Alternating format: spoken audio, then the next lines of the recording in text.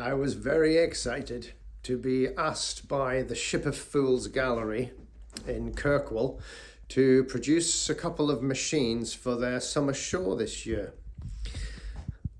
Partly because it's nice to have your work recognised as something other than just a mechanical repair service, but also because it bridges a gap between what is mechanical and what is a useful piece of equipment into actually the world of art, where not only does it provide something that is useful and can be used, but also it's a piece of art. It's a piece of art that can be part of somebody's home and can be enjoyed as part of somebody's home, as well as being used as a useful piece of equipment. So I've put a couple of machines together. Just going to quickly show you them. So this is the first machine. I would say it comes under the class as portable, but it only comes under the class as portable if you're pretty strong. And there she is. So she comes in a classic Singer carry case, I think suitcase cabinet they called it. Let's take her out and have a look. So I figured this was the machine to create a work of art from. The design has been inspired by the polar explorations of the gallery owner, who spent the last couple of years skippering a boat up in the high Arctic of Canada and Alaska.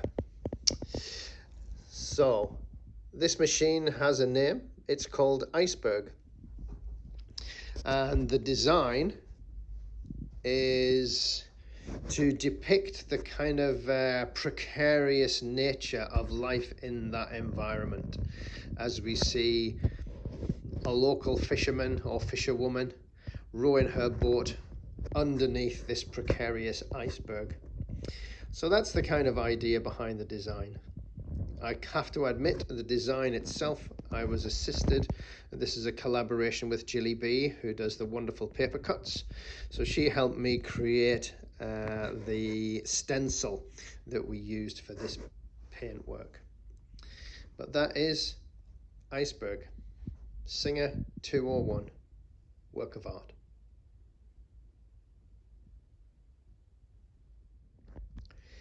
This is the second piece that I've prepared for the gallery.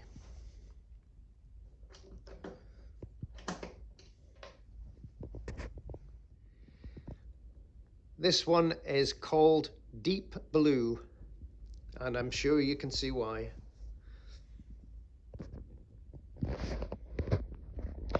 You may have seen this one before. I've been working on this for quite a while. It's a bit of a collaboration. When it arrived, it was in quite a bad state. It had been basically rescued. It was destined for the dump. The previous owner had taken the top off the legs so the legs could be used for a table, and had no idea what the actual machine was that he was going to throw away. But this is an 1885 Singer improved family. Now, why does this deserve to be recognized as a work of art? Well, this really was the start for Singer in this particular style of machine. This was the precursor to the 15, and the 15 went on to be the most produced machine in the world ever, and is still available today. It is still being made in other parts of the world, in China and in India, in Pakistan, in areas where it's much more difficult to get power, and in areas where robustness of design and strength of material is the most important factor. And this machine was the start of it all. So this is why this one is a work of art. it's also a collaboration.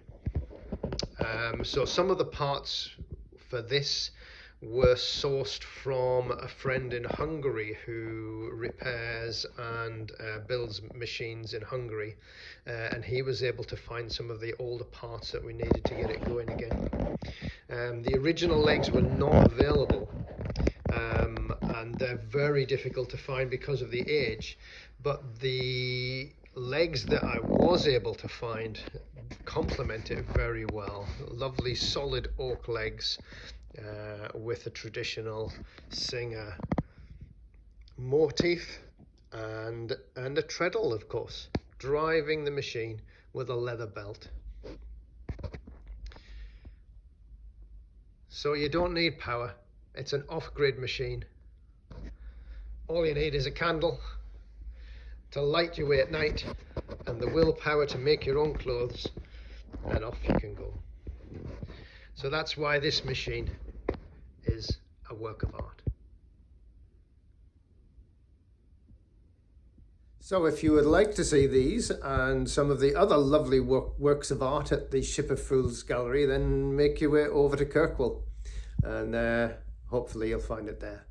I'll include a link in the comments so you can click onto their site and like and subscribe, and you can see more of these wonderful sewing machines that I'm planning on producing in the future.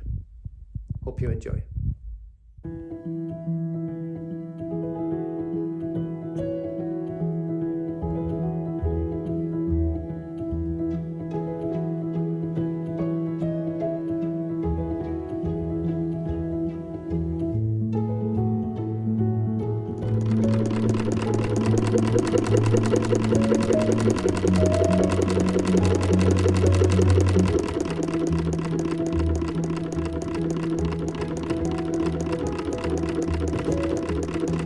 This is the machine I've selected. It's a Singer 201. Quite a nice one. Has a very good action, but it has some damage to the shellac, and a lot of the shellac has come away. So although it is a nice machine, I think I can justify a repaint on this one.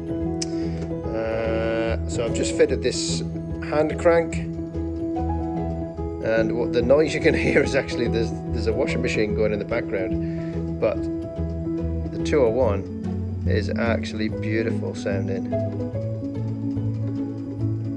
It's got a couple of little knocks where it hasn't been oiled for a long time, but I'm quite confident that this is going to work. So what I'm doing now is just making sure everything is there, checking it all through, and make sure I've got a working machine before I do a strip down.